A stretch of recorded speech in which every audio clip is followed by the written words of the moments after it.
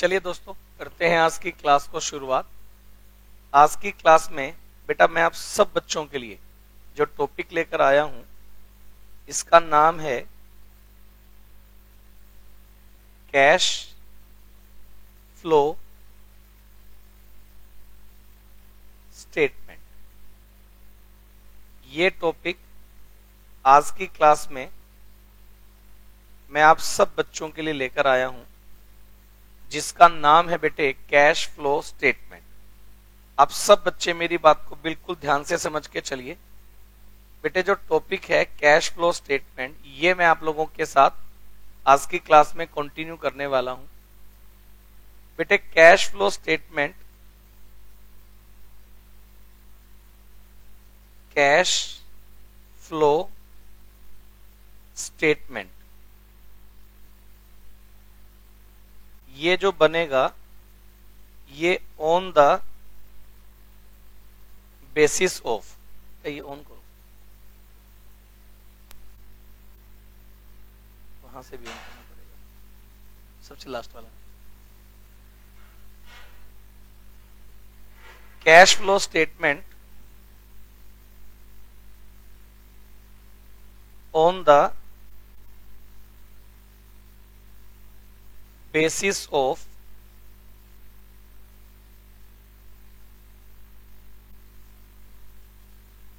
financial statement। पहली बात on the basis of financial statement बनेगा।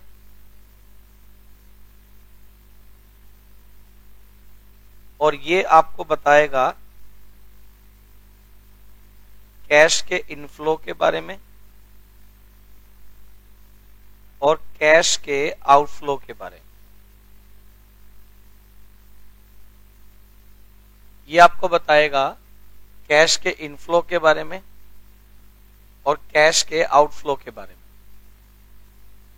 कैश फ्लो स्टेटमेंट आपको ये बताएगा कि आपके बिजनेस में कैश का इनफ्लो कहां से हुआ, और कैश फ्लो स्टेटमेंट ये बताएगा कि कैश का आउटफ्लो आपका कहां हो रहा है। बेटे एक बिजनेस में आप ऐसा बोलते हैं कि यार पैसे आते बहुत हैं, खर्च कहां हो जाते हैं पता ही नहीं चलता, लेकिन आपने कोई पैसे को उड़ा थोड़ी ना दिया, आपने अपनी सोच समझ से ही पैसे को खर्च किया होगा। तो हम लोग ये देखने वाले हैं कि भी आपने कैश का इनफ्लो जो आया आपके पास उसका आउटफ्लो कहां किया। अगर मैं कैश फ्लो की बात करूं तो कैश फ्लो को 3 पार्ट्स में डिवाइड किया जाता है। पहला आता है हमारे पास cash from operating activity. Number 1 पर हमारे पास कैश फ्लो में जो एक्टिविटी है इसका नाम है cash from operating activity. Number 2 पर जो हमारे पास एक्टिविटी होगी उसका नाम होगा कैश फ्रॉम इन्वेस्टिंग एक्टिविटीज। और नंबर 3 पर हम लोग पढ़ने वाले हैं कैश फ्रॉम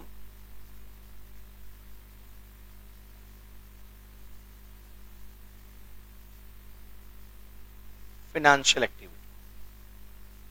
3 तरह की एक्टिविटी होंगी, cash from operating, cash from investing और कैश फ्रॉम फाइनेंशियल एक्टिविटी। 3 तरह की जो एक्टिविटी हैं ये हमें लेकर चलनी है। Cash from operating activities, cash from investing activities और कैश फ्रॉम फाइनेंशियल एक्टिविटीज। 3 तरह की इन एक्टिविटीज को लेकर के हमें बेटे इसको चलना होगा। आप बोलेंगे सर इन 3 एक्टिविटीज का मतलब क्या है। आप पहले तो ये बताओ, अगर आप एक बिजनेस करोगे तो आपके पास पैसे आने के सोर्स क्या है। देखो अगर आप एक बिजनेसमैन हो, जनरली या तो आपके पास रिसिप्ट अमाउंट कहां से आएगा, आप सेल करके पैसे ला सकते हो। अगर आप सर्विस सेक्टर है तो सर्विस से को प्रोवाइड करके पैसे ला सकते हो। देखो कैश फ्लो स्टेटमेंट पहली बात तो बिजनेस बनाएगा, तो एक बिजनेसमैन के पास पैसा कहां से आएगा? बिजनेसमैन या तो गुड्स बेच रहे हैं, और अगर आप थोड़ा प्रोफेशनल हैं तो आप सर्विस बेच रहे हैं। तो गुड्स और सर्विसेज को बेचकर जो पैसा आपके पास आया, एक तो वहां से इनफ्लो आएगा, और पैसा कहां से आ सकता है? आप कोई लोन ले सकते हो, एसेट बेच दी उससे आ गया, शेयर इश्यू कर दिए उससे आ गया। सब लोग मेरे को ये वाली बात बताओ, क्लियर है क्या? अब ये इतना सारा जो पैसा आएगा, आपको लगता है बिजनेस में कैश में रखोगे, उसको यूज कर लोगे? जो पैसा आएगा उसको यूज किस में करोगे? पहली बात तो आप बिजनेस के जो खर्चे हैं डे टू डे उनको पेमेंट करोगे। उसके अलावा आप क्या करोगे बेटे? आप जो है कोई इन्वेस्टमेंट करना है, कोई फिक्स्ड एसेट परचेज करनी है तो उसको पेमेंट करोगे। और अगर तुमने कोई लोन वगैरह ले रखा है, उसकी इंस्टॉलमेंट देनी है, उसको रिफंड करना है, डिबेंचर का रिडेम्पशन करना है, तो उसको करोगे।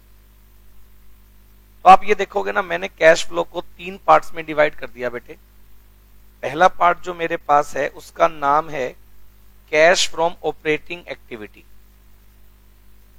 नंबर 2 मेरे पास है कैश फ्रॉम इन्वेस्टिंग एक्टिविटी, और नंबर 3 मेरे पास है कैश फ्रॉम फिनेंशियल एक्टिविटी। 3 तरह की एक्टिविटीज में जाकर के हमारा ये टॉपिक जो है वो कंप्लीट होगा। अब जब इन तीनों एक्टिविटीज को लेकर चलेंगे तो मैं काम कर देता हूं। फर्स्ट ऑफ ऑल हम लोग एक एक करके देखते हैं। लिखो जरा, अगर मैं बात करूं कैश फ्रॉम, लिखो जरा सब लोग, ऑपरेटिंग एक्टिविटीज। ऑपरेटिंग एक्टिविटीज की अगर मैं बात करूं ब्रैकेट में, मैं इसको लिख देता हूं business activities. Cash from operating activities को हम लोग लिख देते हैं बिजनेस एक्टिविटीज। कि आपने बिजनेस एक्टिविटी करके जो पैसा कमाया उसे हम लोग ऑपरेटिंग एक्टिविटी बोलेंगे। तो आप सोचिए जरा, जो बिजनेस एक्टिविटी है उसमें कहां से पैसे आएंगे और कहां आपके पैसे जाएंगे।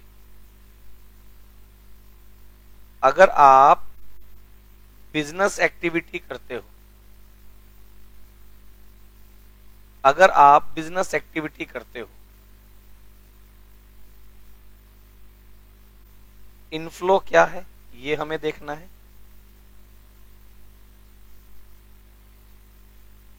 आउटफ्लो क्या है ये हमें देखना है, कहां से पैसा आएगा ये हमें देखना है, और कहां आप पेमेंट करोगे ये हमें देखना है। इनफ्लो क्या है और आउटफ्लो क्या है हमें ये देखना है।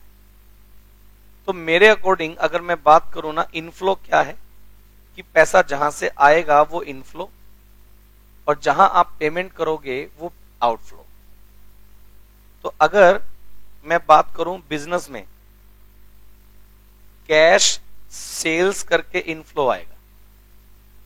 ऑपरेटिंग एक्टिविटीज का मतलब बिजनेस करके पैसा कहां से आता है, तो लिखिएगा कैश सेल्स करके पैसा आएगा। आपके पेपर में कैश फ्लो स्टेटमेंट जो चैप्टर है, मैं ये बता दूं, ये कैश फ्लो स्टेटमेंट आपके एग्जाम पेपर का 8 मार्क्स का चैप्टर है। कैश फ्लो स्टेटमेंट आपके एग्जाम पेपर का 8 मार्क्स का चैप्टर है। अब इस 8 मार्क्स के चैप्टर में ये जो क्वेश्चन जनरली स्टैंडर्ड आता है वो 6 + 1 + 1 यानी 6 नंबर का एक क्वेश्चन और 1 मार्क्स के 2 क्वेश्चन, ये ऐसे आता है। 6 मार्क्स का एक क्वेश्चन और 1 मार्क्स के 2 क्वेश्चंस, ये ऐसे आता है। अब जब ये ऐसे बनेगा तो बेटे एक बात को समझिए आप जरा। तो अगर मैं इनफ्लो की बात करूं, देखो 3 एक्टिविटीज हैं, ऑपरेटिंग, इन्वेस्टिंग और फिनेंशियल। तो आपके पेपर में एक और एक यानी 2 क्वेश्चन तो ऐसे ही निकल कर आएंगे। आपको एक ट्रांजैक्शन दी गई होगी और आपको यह बताना होगा ये कौन सी एक्टिविटी का पार्ट है। ये ऑपरेटिंग एक्टिविटी का पार्ट है, ये इन्वेस्टिंग एक्टिविटी का पार्ट है, या तो ये फिनेंशियल एक्टिविटी का पार्ट है। इनमें से कौन सी एक्टिविटी का पार्ट है ये आपको बताना होगा। समझ गए? आपको ये बताना होगा कि ये कौन सी एक्टिविटी का पार्ट है, ऑपरेटिंग का पार्ट है, इन्वेस्टिंग का पार्ट है या फाइनेंशियल का पार्ट है। तो सबसे पहले मैं आज की क्लास में आपको ये सब बता रहा हूं कि ऑपरेटिंग एक्टिविटी में पैसा कहां से आता है और कहां जाता है, इन्वेस्टिंग में इनफ्लो कहां से आएगा और आउटफ्लो कहां होगा, और सेम ऐसे फाइनेंशियल में इनफ्लो कहां होगा और आउटफ्लो कहां होगा, हम ये देखेंगे। तो अगर हम लोग बात करें कैश फ्रॉम ऑपरेटिंग एक्टिविटी, तो इनफ्लो की बात करें तो या तो कैश में सेल्स करके पैसा आएगा, या तो cash receive from royalty, cash receive from royalties,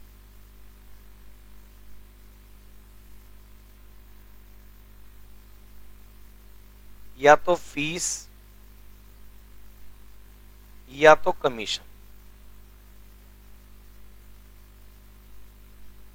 जैसे आप बुक के ऑथर हो, आप बुक लिखते हो, आप पब्लिशिंग हाउस को क्या बोलोगे कि भाई जितनी बुक बिकेंगी उसका एक शेयर मेरे को चाहिए, वो आपके लिए एज अ रॉयल्टी काम करता है। अगर आप कोई प्रोफेशनल हो तो आप फीस, या तो अगर आप कोई कमीशन एजेंट हो तो आप कमीशन चार्ज करोगे। तो ये आपका काम है, बिजनेस एक्टिविटी है। बेसिकली अगर आप कोई गुड सेल करते हो तो कैश में जो सेल किया, या तो रॉयल्टी, फीस, कमीशन कुछ रिसीव किया, और अगर तुमने पहले कोई क्रेडिट सेल की थी और अब उस क्रेडिट सेल के बदले में डेटर से जो पैसा आ गया, वो आपके लिए क्या होगा, cash from operating activity. Cash collected from debtors. Debtors कौन होते हैं, जिनको हमने उधार में सेल कर रखा था। डेटर्स वो लोग हैं जिनको हमने उधार में सेल कर रखा था। तो अब उनसे जो अमाउंट अगर कलेक्ट होगा तो वो हमारे लिए क्या होगा बेटे, कैश का इनफ्लो। तो ये तो आ गया हमारी ऑपरेटिंग एक्टिविटी में इनफ्लो। जनरली पैसा ऑपरेटिंग एक्टिविटी में यहां से आएगा। मैं सारी बातें बताऊंगा कि कौन सा अमाउंट कौन सी एक्टिविटी का पार्ट है, और जब ये तीनों एक्टिविटी बता दूंगा उसके बाद जब मैं कैश फ्लो स्टेटमेंट का फॉर्मेट आपके साथ डिस्कस करूंगा तो आपके लिए और भी बहुत बढ़िया लेवल पर चीजें निकल कर आएंगी। लेकिन पहले हमें यह समझना है कि कौन सी ट्रांजैक्शन कौन सी एक्टिविटी का पार्ट है। फर्स्ट ऑफ ऑल आपको यह समझना पड़ेगा। मैं उसी के बिहाफ पर आपको फॉर्मेट और उसी के बिहाफ पर आपको न्यूमेरिकल क्वेश्चन जो है वो करवा पाऊंगा। अब आप एक बात बताओ, एक बिजनेस में डेली रूटीन में जो ट्रांजैक्शन आप करोगे तो सेल करना आपके लिए कैश का इनफ्लो है, और आउटफ्लो कहां होगा। एक बिजनेस में डेली रूटीन में कैश का आउटफ्लो कहां होगा। पहली बात तो तुम परचेज भी तो करके लाओगे, लिखो जरा, कैश परचेज। कैश परचेज करने से कैश का आउटफ्लो होगा या नहीं होगा, ये बता दो आप। होगा ना। और बताओ कैश का आउटफ्लो कहां होगा। Cash paid to creditors. अगर आप क्रेडिटर्स को पेमेंट करोगे तो भी तो आपका कैश का आउटफ्लो होगा। Number 3, cash paid for expenses. आपके जितने भी बिजनेस के एक्सपेंसेस होंगे उसके लिए आप कैश पेड करोगे, like wages, salary, office expense, ये सब पेमेंट करोगे।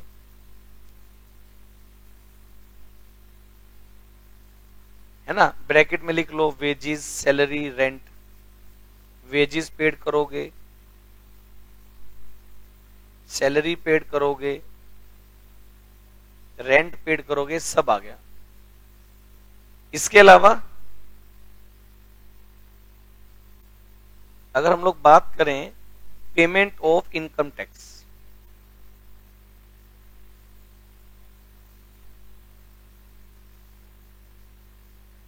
लेकिन कैश जाएगा बिजनेस से।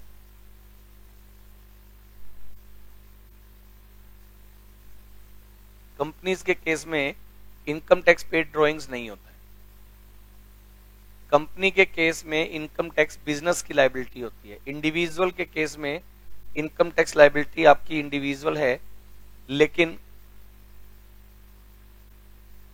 नहीं, अगर आप कंपनी हो, आप अदर देन इंडिविजुअल हैं तो आपके ऊपर जो टैक्स लगेगा वो बेटे आपको कंपनी को पे करना पड़ता है, शेयर होल्डर को पे नहीं करना होता, इसलिए वो लाइबिलिटी बिजनेस की ही होगी। मैं एक बार कैमरा रीस्टार्ट कर रहा हूं बेटा, वो लाइबिलिटी बिजनेस की ही होगी।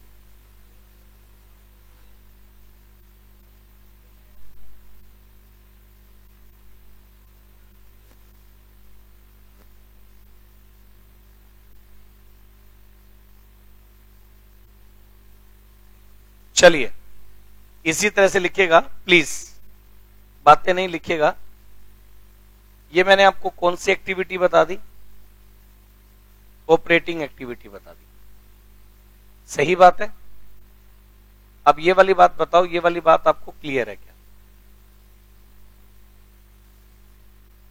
ये मैंने आपको ऑपरेटिंग एक्टिविटी में इनफ्लो या आउटफ्लो जो बताया, आप इसके ऊपर लिखना नॉन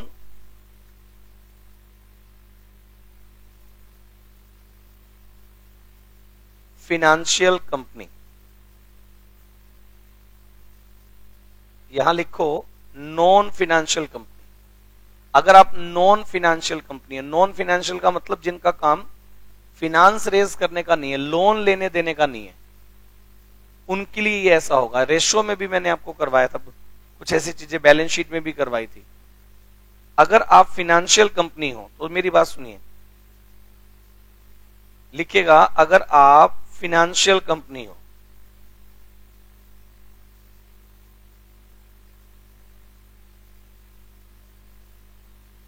अगर बेटे आप एक फिनेंशियल कंपनी हो, अगर आप एक फिनेंशियल कंपनी हो, फिनेंशियल कंपनी के केस में ऑपरेटिंग एक्टिविटी क्या होगा?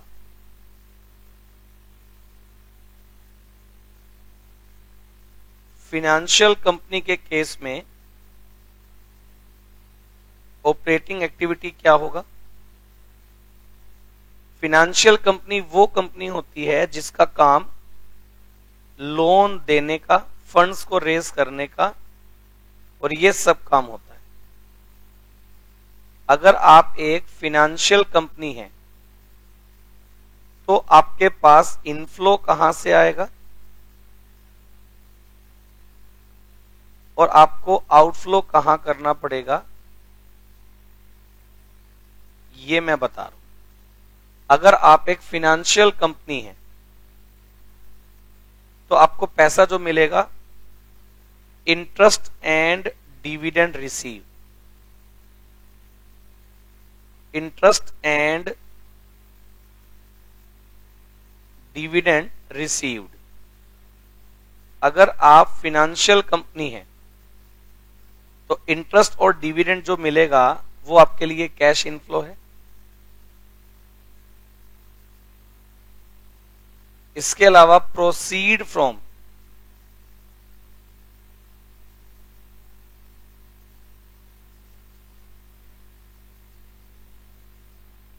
Cell of securities.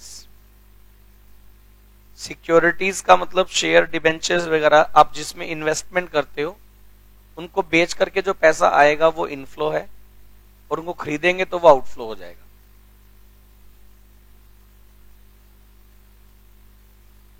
इसके अलावा अगर आउटफ्लो की बात करें तो इंटरेस्ट पेड, इंटरेस्ट रिसीव तो इनफ्लो था, फिनेंशियल कंपनी को पेड भी करना पड़ेगा, वो आउटफ्लो हो गया।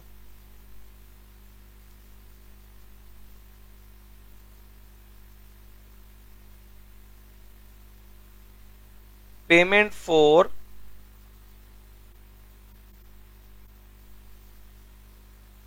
Purchase of securities, payment for purchase of securities.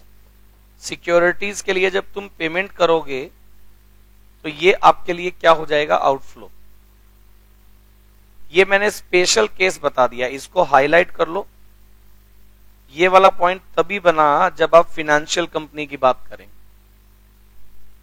अगर तो आप नॉन फिनेंशियल कंपनी है, आपके जो प्रैक्टिकल क्वेश्चंस आएंगे वो सारे लगभग नॉन फाइनेंशियल कंपनी के ही आएंगे। तो जो नॉन फाइनेंशियल कंपनी है जिनका काम फाइनेंस देने का लेने का नहीं है, उनके लिए सेल करना तो ऑपरेटिंग इनकम, ऑपरेटिंग रेवेन्यू या कैश इनफ्लो आ गया, और परचेज करना, डेली रूटीन के एक्सपेंस करना, वो आउटफ्लो आ गया।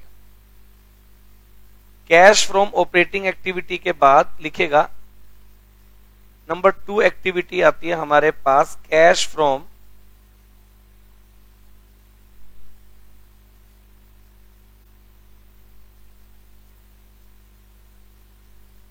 Investing activities.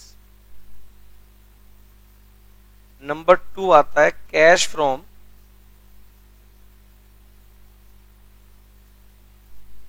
Investing activities.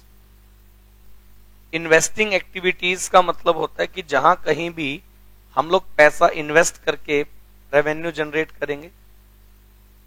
Investing activities other than business activities आपके पास कहां से कैश इनफ्लो होगा। इन्वेस्टिंग एक्टिविटी में कैश इनफ्लो कैसे आएगा और कैश का आउटफ्लो कैसे होगा, ये हमें समझना है। कैश का इनफ्लो कैसे होगा, कैश का आउटफ्लो कैसे होगा, ये हमें समझना है। कैश का जो इनफ्लो होगा लिखिएगा sale of fixed asset.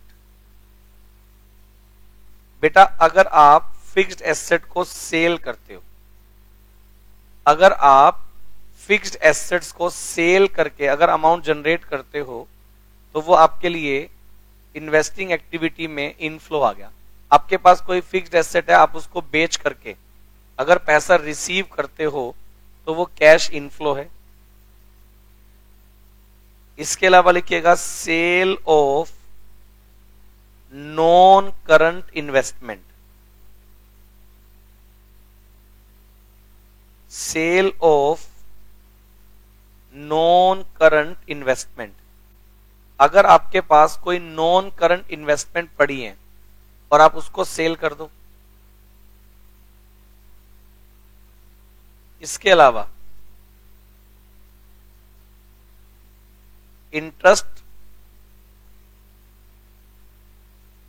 Oblique dividend, receive on investment. जो तुमने इन्वेस्टमेंट की है उसके ऊपर जो तुम्हें इंटरेस्ट या डिविडेंड मिलेगा वो आपके लिए इन्वेस्टिंग एक्टिविटी का पार्ट है।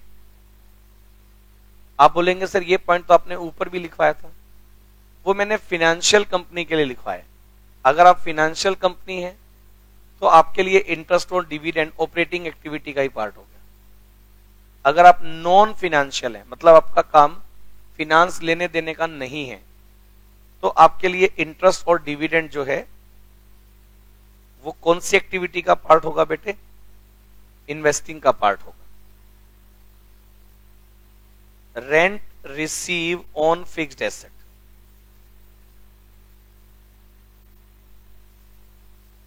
अगर किसी भी फिक्स्ड एसेट का लाइक कोई बिल्डिंग आपने रेंट पर दे रखी है और कोई रेंट आपको मिलता है, वो आपके लिए कैश इनफ्लो होगा इन्वेस्टिंग एक्टिविटी से। तो कैश इनफ्लो क्या होगा और कैश आउटफ्लो क्या होगा वो मैं आपको बता रहा हूं। सही बात है या नहीं है बताइए जरा।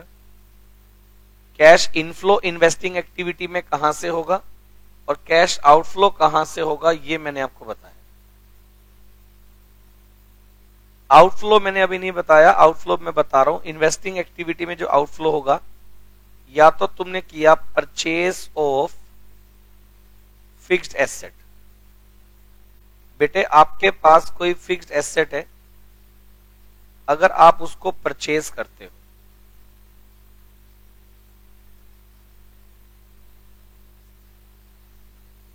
Purchase of non current investment. अगर आपके पास कोई भी नॉन करंट इन्वेस्टमेंट है और अगर आप उसको परचेज करते हो,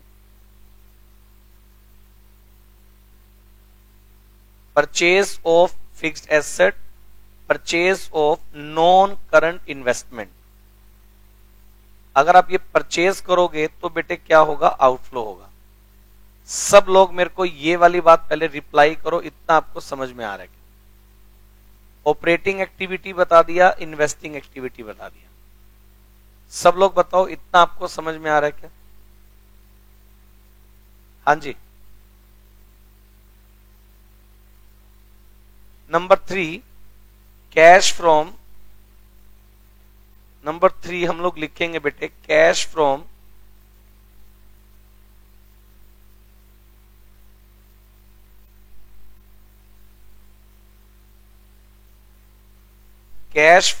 financial activities।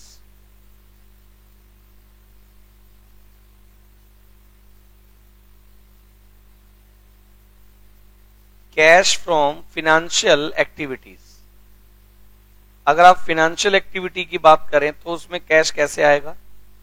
Cash from financial activity ये कैसे होगा?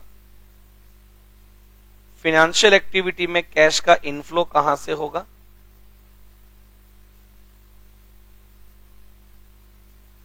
फिनेंशियल एक्टिविटी में कैश का इनफ्लो कहां से होगा और कैश का आउटफ्लो कहां होगा? कैश का इनफ्लो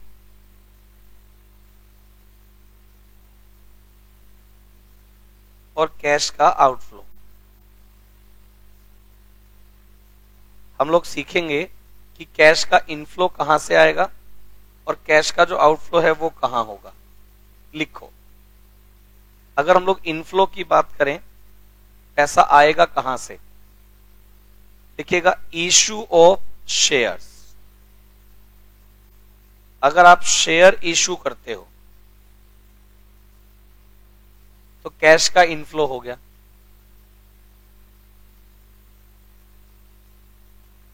इशू ऑफ डिबेंचर्स,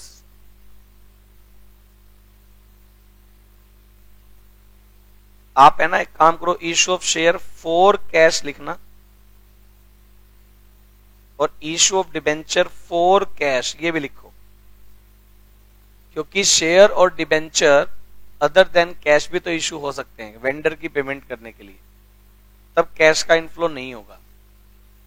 अगर हमने शेयर या डिबेंचर कैश के लिए किए तभी होगा। नंबर 3 रेजिंग ऑफ लोन, अगर हमने कोई लोन लिया तो वो भी तो कैश को इंक्रीज करेगा।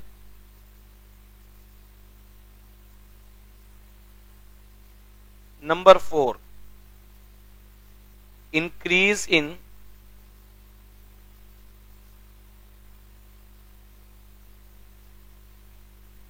बैंक ओवरड्राफ्ट,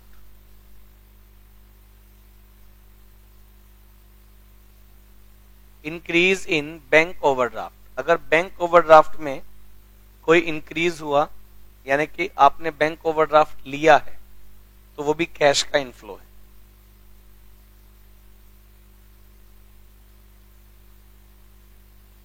अगर कैश के आउटफ्लो की मैं बात करूं, फिनेंशियल एक्टिविटी में कैश का आउटफ्लो कहां होगा?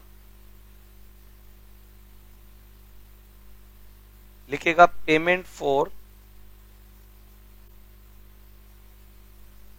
Buyback of equity share. Equity shares के केस में बायबैक होता है बेटा, इक्विटी शेयर्स के केस में बायबैक होता है। तो अगर हमने इक्विटी शेयर्स को बायबैक किया तो हमें पैसे देने पड़ेंगे। Buyback of equity share. Number 2 redemption of preference share. Preference shares के केस में रिडम्पशन होता है। बायबैक ऑफ इक्विटी शेयर होगा रिडेम्पशन ऑफ प्रेफरेंस शेयर होगा। नंबर 3 लिखो, redemption of debenture. Redemption of debentures, अगर आपने डिबेंचर्स के केस में रिडेम्पशन किया तो वो आएगा।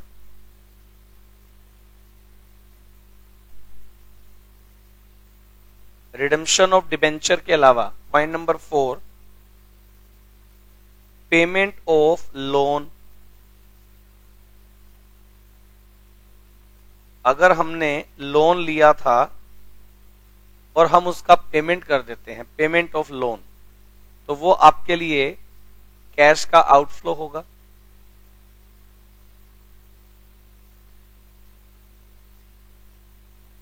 लिखो, payment of dividend.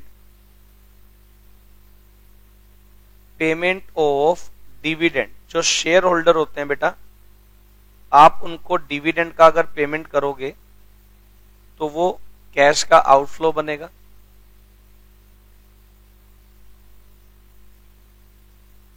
Payment of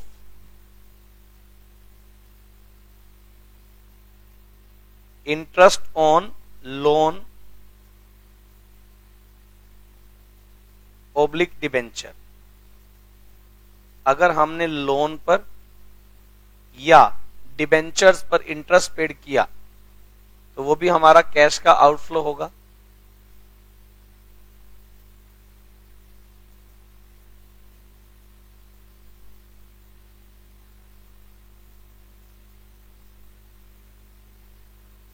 payment of bank overdraft, अगर हमने बैंक ओवरड्राफ्ट का पेमेंट किया तो ये भी हमारे लिए क्या होगा बेटे, कैश आउटफ्लो होगा।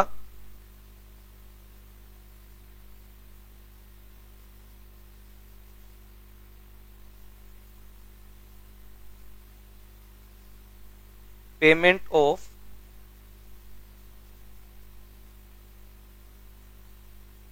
प्रीलिमिनरी एक्सपेंस, ओब्लिक करके लिखो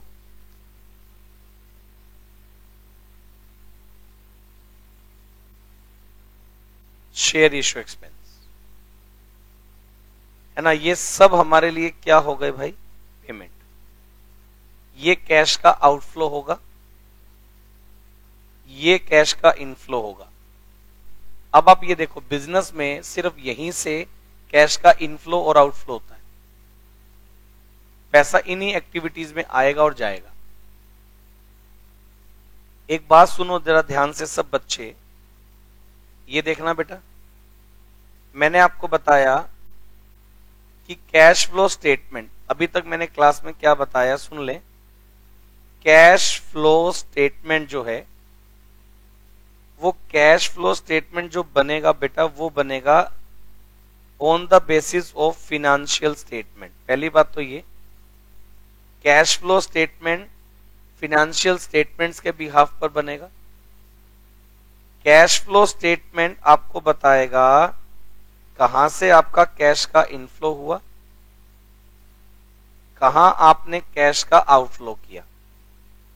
कैश फ्लो स्टेटमेंट आपको यह बताएगा कहां से आपका कैश इनफ्लो हुआ, कहां आपका कैश आउटफ्लो हुआ।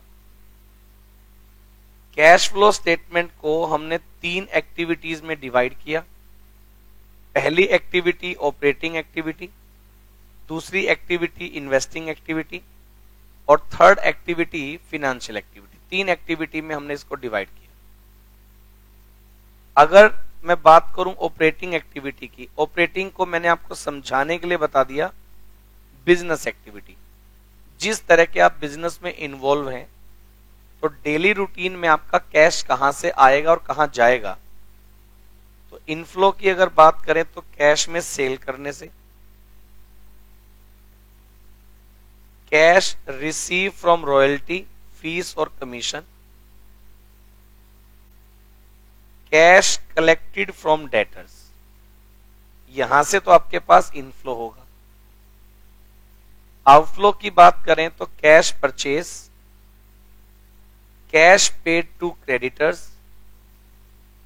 Cash paid for expense, daily expense और इनकम टैक्स पेड, ये सब आपके लिए कैश का आउटफ्लो बन जाएंगे। तो बिजनेस में एक तरफ से तो कैश का इनफ्लो हो रहा है और एक तरफ बेटा आपको कैश का आउटफ्लो जो है वो करना पड़ रहा है। फिनेंशियल कंपनी की अगर मैं बात करूं तो फिनेंशियल कंपनी के केस में जिनका काम ही फिनेंस को लेने देने का है, उनके लिए इंटरेस्ट और डिविडेंड रिसीव करना या सिक्योरिटीज को सेल करना ये ऑपरेटिंग एक्टिविटी है, और इंटरेस्ट पेड करना या परचेज ऑफ सिक्योरिटी करना ये ऑपरेटिंग एक्टिविटी में कैश का आउटफ्लो है, लेकिन ये specially for the financial companies है। अगर मैं कैश फ्रॉम इन्वेस्टिंग एक्टिविटी की बात करूं, और इन्वेस्टिंग एक्टिविटी में मतलब ये कि इन्वेस्टिंग एक्टिविटी, सही बात बताऊं, बेस्ड ऑन, यहां लिखो based on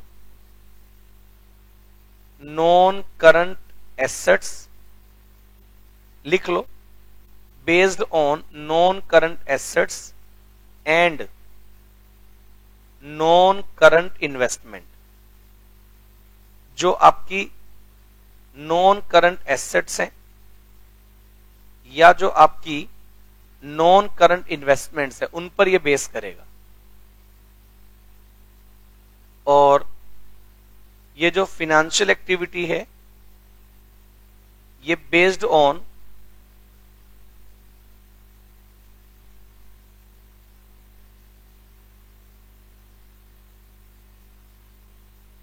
share holders fund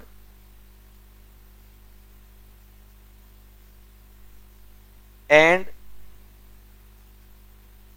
non current liabilities. ये वाली बात हमें ध्यान से समझनी है। आप सब बच्चे मेरे को ये वाली बात बताओ, है क्या? बताइए बताइए बेटे, क्या आपको ये वाली बात सब लोगों को क्लियर है क्या?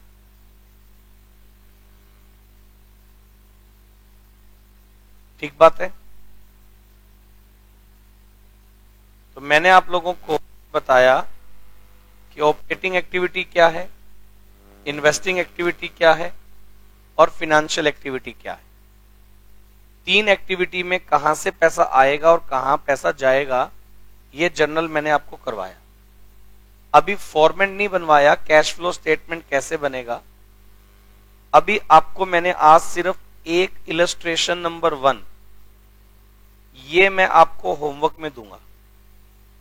आप सब लोग अगर अपनी बुक में इलस्ट्रेशन नंबर 1 को देखते हैं तो इलस्ट्रेशन नंबर 1 में आपको बोला गया कि भी इनमें से कौन सी ऑपरेटिंग एक्टिविटी है, कौन सी एक्टिविटी इन्वेस्टिंग, कौन सी एक्टिविटी फिनेंशियल एक्टिविटी है। पॉइंट नंबर 1 हमें लिखा गया कैश सेल्स। आपको क्या करना है? पॉइंट नंबर 1 हमें लिखा गया कैश सेल्स। अब बताओ कैश में अगर सेल्स करोगे पैसा आएगा ना? तो बताओ जरा ये कौन सी एक्टिविटी का पार्ट हुआ? ऑपरेटिंग का पार्ट हुआ, इन्वेस्टिंग का पार्ट हुआ या फिनेंशियल का पार्ट हुआ? ऑपरेटिंग एक्टिविटी का पार्ट हुआ। तो आपको इसके सजेस्टेड आंसर में लिखना है ऑपरेटिंग एक्टिविटीज। आपको इसके सजेस्टेड आंसर में लिखना है ऑपरेटिंग एक्टिविटीज। इसी तरह से पॉइंट नंबर 1, 2, 3, 4 प्लीज, इन्होंने टोटल 29 पॉइंट्स दिए हुए हैं। क्वेश्चन नंबर 1 में टोटल 29 पॉइंट्स दिए हुए हैं। आपका होमवर्क आप सिर्फ ये है कि आप क्वेश्चन नंबर 1, इलस्ट्रेशन नंबर 1 और प्रैक्टिकल क्वेश्चन नंबर 1 ये करेंगे, जबकि क्वेश्चन नंबर 2, 3, 4, 5 ये सब इसी तरह के हैं। आप करना चाहो तो उनको भी कर सकते हो, लेकिन पहले नंबर पर हमें यह देखना पड़ेगा कि कोई भी ट्रांजैक्शन है वो कौन सी एक्टिविटी का पार्ट है, कब वो ऑपरेटिंग एक्टिविटी का पार्ट है, कब वो इन्वेस्टिंग एक्टिविटी का पार्ट है कब वो फिनेंशियल एक्टिविटी का पार्ट है। हाँ जी, तो इन तीनों को ट्रीट करके हमें जो है चलना है। आज के लिए मैंने आपको बता दिया होमवर्क, पहले इतना सा काम करके आइए, उसके बाद हम लोग जो है आगे की बात डिस्कस करें। आज की क्लास इतनी ही क्लास है, कल से हम लोग इसको आगे कंटिन्यू करेंगे। ठीक बात है जी, आज के लिए इतना ही है। थैंक यू सो मच, मिलते हैं अगली क्लास।